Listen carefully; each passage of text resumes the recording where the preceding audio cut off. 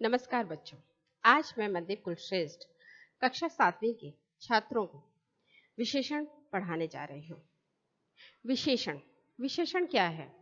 विशेषण जैसे अपने नाम से ही पता चलता है कि किसी की भी विशेषता बतानी हो।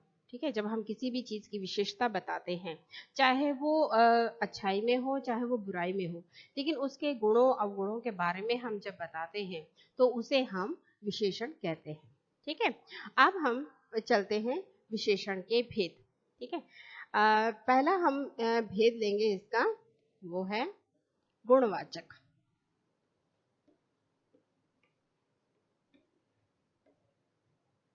गुणवाचक विशेषण। ठीक है, गुणवाचक विशेषण में बहुत सारे आते हैं, रंग, रूप, आकार, प्रकार और दशा, स्वाद, गंध। इस सारी दशा और दिशा के बारे में तो आपको मालूम होगा। दशा यानी किसी चीज की हालत, ठीक है, उसकी दशा कैसी थी। और दिशा जिसको हम डायरेक्शन कहते हैं, है ना, कि पूर्व दिशा की ओर जा रहा है या पश्चिम दिशा की ओर जा रहा है, तो इसलिए तो ये अवस्था और ये हो गया। फिर उसके बाद जैसे हम कहें, अब गुणवाचक में हम अगर हम लें तो हम जैसे सबसे पहला एग्जांपल लेते हैं कि जैसे कि हम लोग यहाँ पर वह व्यक्ति काला है। ठीक है, अब ये हो गया हमारा, वह व्यक्ति काला है। अब इसकी विशेषता क्या है? क्या विशेषता बता रहा है? व्यक्ति की विशेषता क्या बता रहा है? काला। ठीक है, तो ये हो गया रंग, है ना, रंग हो गया। तो रंग आ गया आपका गुणवाचक विशेषण में। ये व्यक्ति की विशेषता बता रहा है, इसलिए एक चीज और समझ लीजिए इसमें, जैसे जो विशेषता बता रहा है ना, यानी काला इसका विशेषता है, तो विशेषता को हम क्या कहेंगे? विशेषण। ठीक है, इसको हम कहेंगे विशेषण। और जो ये व्यक्ति है इसको हम कहेंगे विशेष्य। ठीक है, तो किसी विशेष हाँ, जब हम किसी का गुण अवगुण बताते हैं, ठीक है, तो उसको हम कहते हैं विशेषण। और जिस जिस चीज की बता रहे हैं, चाहे वो कोई वस्तु है, व्यक्ति है, अगर उसके बारे में हम बता रहे हैं तो व्याकरणिक भाषा में हम उसे कहेंगे विशेष्य। ठीक है, ये दो चीजें आप समझ लीजिएगा, विशेष्य और विशेषण। विशेष्य वह होता है जो किसी वस्तु या व्यक्ति या चीज जिसकी भी हम बात कर रहे हैं उसको हम विशेष्य कहते हैं, और उसके बारे में जो बताया जा रहा है उसको हम विशेषण कहेंगे। ठीक है, इसके एक एग्जांपल और भी देख लेते हैं। जैसे हम कहें पंखा, यह पंखा सफेद है ना। वैसे तो हमारा ये होना चाहिए कि हमारा जो होता है कि यह पंखा सफेद है, यह सफेद पंखा है। ठीक है, कोई बात नहीं, हम विशेषण आगे भी रख सकते हैं, और विशेषण मुख्यतः आगे ही आते हैं इनके साथ, और विशेषण विशेष्य के साथ आएगा हमेशा। ठीक है, जैसे हम इसमें, अगर हम इसको इस तरह से लिखें तो बेहतर होगा, जैसे यह सफेद पंखा है। ठीक है, विशेषण और विशेष्य, ठीक है, ये होता है कि दोनों साथ में ही आते हैं। तो पहला हमारा होगा विशेषण, जिसकी गुण बता रहा है, ये सफेद रंग का है, और ये जो पंखा है ये आपका हो गया विशेष्य, क्योंकि इसकी विशेषता बताई जा रही है। ठीक है, तो ये हो गया सफेद पंखा। गुणों के बारे में बताया, रंग के बारे में बताया है, तो ये आपका हो गया विशेषण और विशेष्य। ये हो गया आपका गुणवाचक। ठीक है, अब जैसे हम ये भी कहें सुगंधित फूल, तो सुगंधित क्या हो गया आपका? उसका वह विशेषता होगी, विशेषता बता रहा है तो वो विशेषण हो गया। और किसकी विशेषता बता रहा है? फूल की विशेषता बता रहा है, तो वो आ गया आपका विशेष्य। ठीक है, तो इस प्रकार से आपका ये हो गया। अब हम चलते हैं इसका विशेषण का दूसरा भेद, वो है संख्यावाचक। संख्यावाचक, ठीक है, संख्यावाचक विशेषण जिसमें संख्या बताई जाती है। ठीक है, और इसके भी दो भेद होते हैं, जैसे एक है निश्चित संख्यावाचक, और ये हो गया आपका अनिश्चित संख्यावाचक।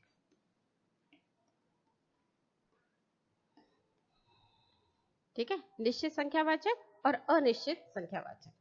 संख्यावाचक में इसमें एक भेद और भी आएगा, जैसे परिमाणवाचक कहते हैं, लेकिन दोनों में अंतर है। ठीक है, संख्यावाचक आप ये समझ लीजिए, संख्यावाचक को आप ये समझ लीजिए कि जिन वस्तुओं को हम तौल के नहीं देते हैं, जिन वस्तुओं को हम काउंट कर सकते हैं, गिन सकते हैं, ठीक है, वो संख्यावाचक में आएंगे। जैसे संख्यावाचक में आ जाए, मुझे 1 दर्जन पेंसिल चाहिए। ठीक है, अब दर्जन है लेकिन पेंसिल्स को हम गिन सकते हैं, है ना, हम पेंसिलों को गिन सकते हैं, तो उसको हम कहेंगे संख्यावाचक। ठीक है, विशेषण। जैसे मैं कहूँ मुझे 12 पेंसिल चाहिए या मुझे 6 पेंसिल चाहिए, तो आपका हो गया संख्यावाचक। या मैं कहूँ मुझे 2 केले चाहिए, है ना, या मैं कहूँ मुझे 4 सेब चाहिए। ठीक है, तो ये हो गया आपका जिसमें संख्या आती है। ठीक है, जिसमें संख्या आती है, जिन चीजों को हम काउंट कर सकते हैं उठा उठा के, उसको हम संख्यावाचक विशेषण कहते हैं। ठीक है, अब इसमें निश्चित और अनिश्चित कैसे है? निश्चित संख्यावाचक वो होते हैं जिनको कि हमें मालूम होता है। जैसे मैं कहूँ मेरे घर में 2 कुर्सियां हैं। अब कुर्सियों की क्वांटिटी पता है कि कितनी है, कितनी मात्रा में है, 2 मात्रा में है, कि 2 हमारे पास कुर्सी हैं। या मेरे घर में 4 पंखे लगे हैं, तो 4 पंखे, 4 मतलब कि पंखों के पंखे जो हम गिन सकते हैं कि 1 2 3 4। ठीक है, उसको हम कहते हैं जिसे हमें मालूम हो संख्या का, जिस वस्तु या व्यक्ति की संख्या का हमें मालूम होता है, उसे हम कहते हैं निश्चित संख्यावाचक। ठीक है, और दूसरा होता है अनिश्चित संख्यावाचक। अनिश्चित संख्यावाचक जिसमें हम चीजों की संख्या का मालूम, संख्या के बारे में मालूम नहीं होता। जैसे हम कहें मुझे कुछ पेंसिल चाहिए, अब कुछ में आपको नहीं मालूम कि वो कितनी पेंसिल्स हैं, वो 4 है, 6 है, 10 है, व्हाटएवर जितनी भी है। ठीक है, तो हम उसको कहेंगे अनिश्चित संख्यावाचक। ठीक है, जो अगला जो उसका भेद है वो है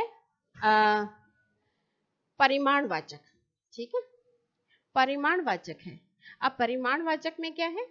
ठीक है, परिमाणवाचक में वे चीजें आती हैं जिनको कि हम नाप तोल सकते हैं। परिमाणवाचक,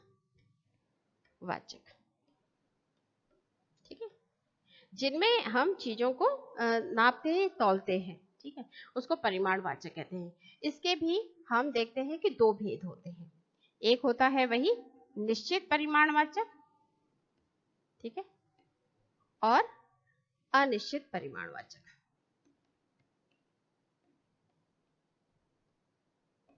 अनिश्चित परिमाणवाचक। ठीक है, अब निश्चित परिमाणवाचक में, ठीक है, जिसमें मैंने आपको जैसे बताया कि जिसमें हम चीजों को नापते हैं या तौलते हैं। ठीक है, जैसे अब मैं कहूँ मुझे 2 मीटर कपड़ा चाहिए, तो आप एक कपड़े को इंची टेप से नापेंगे कि हाँ ये 2 मीटर है, तो वो आपका 2 मीटर कपड़ा हो गया परिमाणवाचक। ठीक है, जैसे मैं कहूँ मुझे 2 किलो चावल चाहिए या मुझे 5 किलो गेहूं चाहिए, है ना, तो जिन चीजों को हम, या मैं कहूँ कि मुझे ये सड़क 2 मीटर लंबी है ना, 2 मीटर, तो वो आ गया आपका परिमाणवाचक जिसमें हम चीजों को नापते हैं। तो निश्चित में मैंने बताया, जैसे हम कहें कि मुझे 2 किलो चीनी चाहिए, ठीक है, तो 2 किलो चीनी, या मुझे 1 किलो कोयला चाहिए, है ना, तो वो आगे आपको निश्चित है, मालूम है कि कितने आपको परिमाण माने कितनी तौल में आपको चीजें चाहिए, वो निश्चित बता रहा है।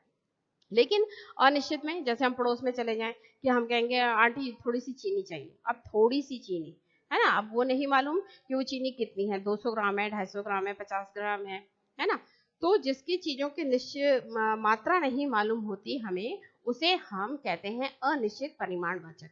जैसे हम कहें मुझे थोड़ा सा ही कपड़ा चाहिए, है ना, कि इसमें रुमाल बन जाए, तो थोड़ा सा कपड़ा, है ना, थोड़ा कपड़ा, तो वो मीटर में होना चाहिए, है ना, लेकिन हमें नहीं मालूम कि वो कितना मीटर कपड़ा है ना, तो उसको हम कहेंगे अनिश्चित परिमाणवाचक। ठीक है, जैसे परिमाण में आप ध्यान रखिएगा, परिमाण जो नापने का होता है साधन, है ना, नापना तौलना मात्रा। ठीक है, और एक होता है परिणाम। ठीक है, ध्यान रखिएगा, इसमें कंफ्यूज मत होइए। परिणाम, परिणाम का मतलब होता है नतीजा। ठीक है, परिणाम का अर्थ हो गया नतीजा, तो उसको हम ये कहेंगे।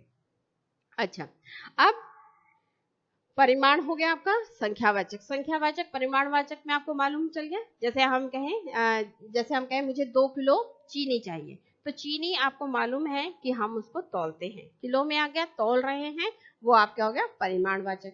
लेकिन अगर हम कहें मुझे 2 पेंसिल चाहिए, तो पेंसिल को हम काउंट कर सकते हैं, है ना, वो आपका हो गया संख्यावाचक। जैसे हम कहें हमारे यहाँ कुछ लोग आए हैं, है ना, कुछ क्या हो गया आपका, कुछ लोगों को काउंट किया जा सकता है ना, लोगों को काउंट किया, वो चीजें जिनको हम काउंट कर सकते हैं। पर यहाँ पर अनिश्चितता है, उसकी हमें मालूम नहीं कि कितने लोग हैं।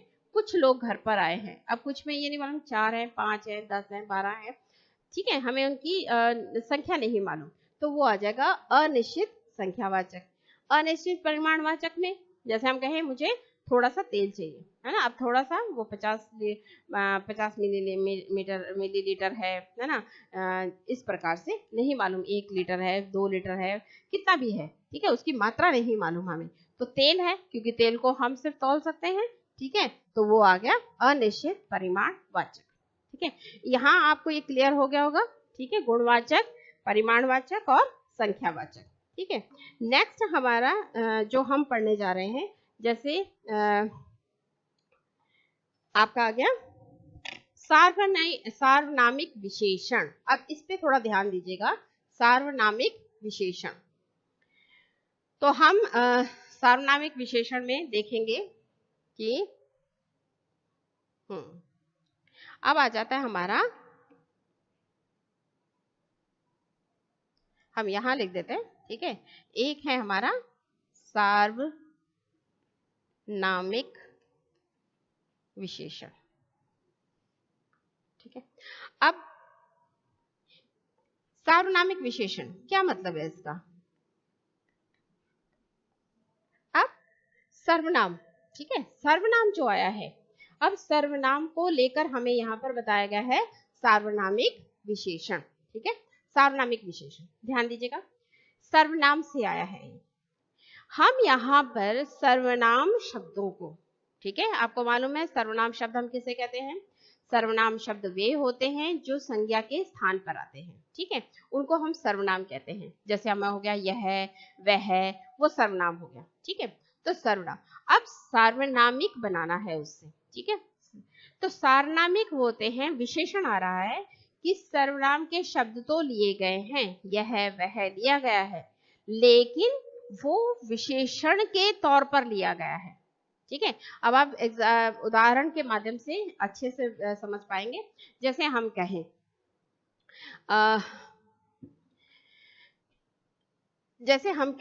कि हम कहते हैं ना कि जैसे नाम के स्थान पर आ गया, ठीक है, मैं, वह, ठीक है, हम कहें सुरेश अच्छा लड़का है ना, अगर हम यहाँ पे लिखते हैं सुरेश अच्छा लड़का है, ठीक है, ये हो गया आपका संज्ञा। अब संज्ञा के स्थान पर हमने क्या लिख दिया? वह, है ना, वह अच्छा लड़का है, ये वह आ गया। ठीक है, तो आप देख रहे हैं कि वह किसके स्थान पर आया है? सुरेश के स्थान पर आया है। ठीक है, लेकिन अगर मैं ये कहती हूं कि वह लड़का, वह अच्छा लड़का है, ठीक है, अगर हम यहां पर लिखते हैं वह लड़का अच्छा है,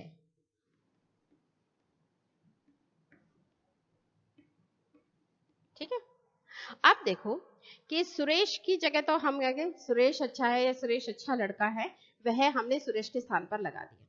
लेकिन अगर हम यह कहें वह लड़का अच्छा है, ठीक है, तो वह जो है किसी के नाम पर नहीं आ रहा है ना, वह किसी के भी नाम पर नहीं आया है, वह आया है, एक संकेत कर रहा है।